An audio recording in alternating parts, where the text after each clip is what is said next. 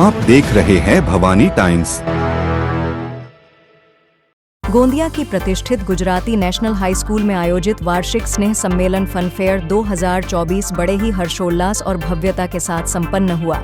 इस आयोजन में मुख्य अतिथि के रूप में वर्षाबेन प्रफुल्ल पटेल, रिजवाना अहमद, प्राचार्य जूली सेठ, प्राचार्य जे.एम. पटेल कॉलेज और अरविंद पाटिल सर जैसे सम्माननीय व्यक्तित्वों ने अपनी उपस्थिति से कार्यक्रम की शोभा बढ़ाई।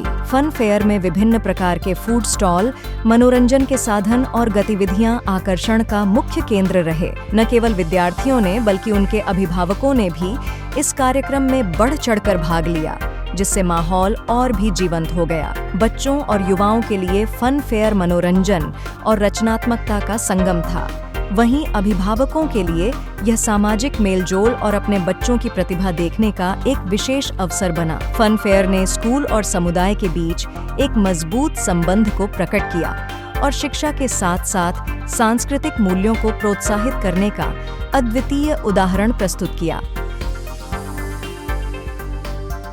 नमस्कार, भवानी टाइम्स में आपका स्वागत है। इस वक्त हम जहां खड़े हैं वो नगर की प्राचीन, प्रतिष्ठित और प्रख्यात शाला गुजराती नेशनल हाई स्कूल, जहां ये 3 दिवसीय वार्षिक स्नेह सम्मेलन आयोजित किया गया और उसी की श्रृंखला में आज जो है फन फेयर 2024 का यहाँ आयोजन किया है। एक विशेष बात आप लोगों को बताऊं कि जिनके नेतृत्व में, जिनकी अगुवाई में ये सारा कार्यक्रम हो रहा है, ये वार्षिक स्नेह सम्मेलन आयोजित किया गया है, वो है गुजराती नेशनल हाई स्कूल की प्राचार्य मैडम रिजवाना अहमद।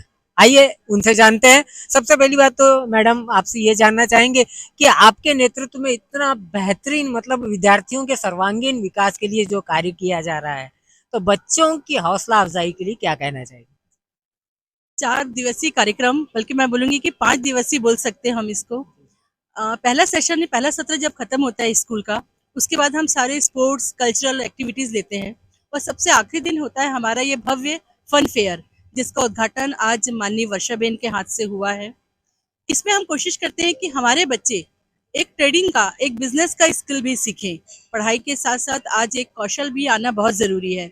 तो हम यहाँ पे उन्हें स्टॉल अलॉट करते हैं। आप देख सकते हैं करीब 35 से 40 स्टॉल्स हैं, डिफरेंट टाइप के स्टॉल्स हैं, जिसको हमने पहले से बुक किया हुआ है।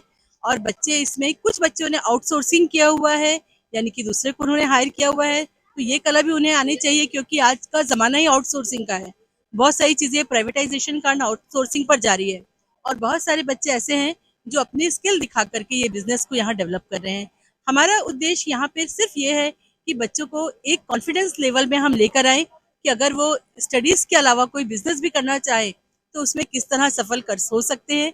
ये खाली एक प्रयास है गुजराती राष्ट्रीय खिलवाड़ी मंडल के सारे विंग का, ताकि इन बच्चों को ये सारी चीज़ें भी सिखाई जा सके। पूरा कंट्रोल हमारा है इस पे, सारे टीचर हर जगह पर फैले हुए हैं, नॉन टीचिंग स्टाफ भी है, हमने बाउंसर्स भी रखे हुए हैं ताकि कोई अपनी घटना ना हो। पार्किंग के लिए भी इंस्ट्रक्शन दिया हुआ है, बार बार हम इंस्ट्रक्शन दे रहे हैं कि कोई भी पालकगण यहाँ पर गंदगी जमीन पे ना फैलाएं। प्रॉपर डस्टबिन का अरेंजमेंट किया हुआ है, हर कुछ बहुत ही कंट्रोल्ड स्थिति में चल रहा है। एक बात मैं जानना चाहूंगा मैडम कि चूंकि शीतकालीन सत्र चालू है, हर जगह मतलब गेम्स और सारी चीजें हो रही है, वार्षिक स्नेह सम्मेलन हो रहे हैं, मैंने नोटिस किया है कि पालक वर्ग जो है, पालक अभिभावक जो है, वो अपने बच्चों से इस बात की अपेक्षा कर रहे हैं कि वो हर फन मौला हो, मतलब उसे सिंगिंग भी आए, पढ़ाई में भी बहुत बेहतर वो करें, मतलब संगीतज्ञ भी हो। ऐसा है ना, अतिरिक्त बोझ लादा जा रहा है, ये कहाँ तक जायज है, कहाँ तक तर्क संगत है? हर बच्चा तो ऐसा नहीं निकल सकता।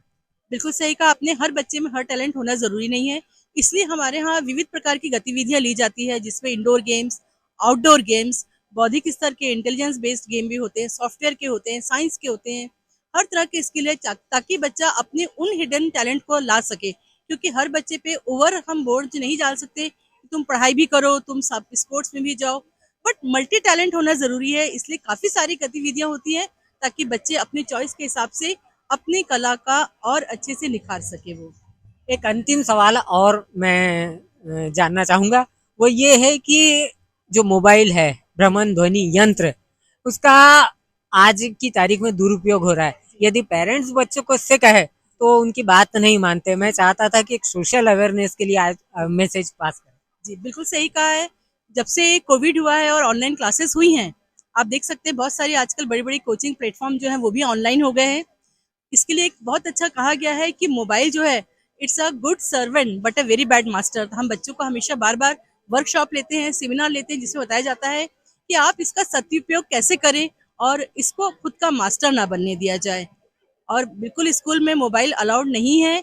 अगर कोई बच्चे मोबाइल लाते हैं, क्योंकि आजकल के पेरेंट बहुत ज़्यादा कॉशियस होते हैं कि बच्चे कोई बस से आ रहे हैं, कोई ट्रेन से आ रहे हैं, तो वो प्रॉपर मोबाइल लेकर आते हैं और असेंबली के पहले मोबाइल, हमारे यहाँ एक ट्रे बना हुआ है जिसमें सारे बच्चे मोबाइल जमा करते हैं और जब उसका डिस्पर्शन होता है, छुट्टी होती है, तो बच्चे वहाँ से मोबाइल लेकर जा सकते हैं। हम बिल्कुल भी क्लासेस में मोबाइल अलाउ नहीं करते हैं और टाइम टू टाइम पीटीएम में भी और दूसरे भी सेमिनार जो हम लेते हैं उसमें हम पेरेंट्स को भी ये देते हैं कि आप खुद भी मोबाइल का उपयोग कम से कम करें, ताकि आपके बच्चे वही सीखेंगे जो देख रहे हैं वो। तो इस प्रकार ये थी गुजराती नेशनल हाई स्कूल के प्राचार्य मैडम रिजवाना अहमद, और साथ में हमारे पाटिल सर भी है। बहरहाल कैमरामैन अंशुल राउत के साथ शैलेश जैन, भवानी टाइम्स, गोंदिया।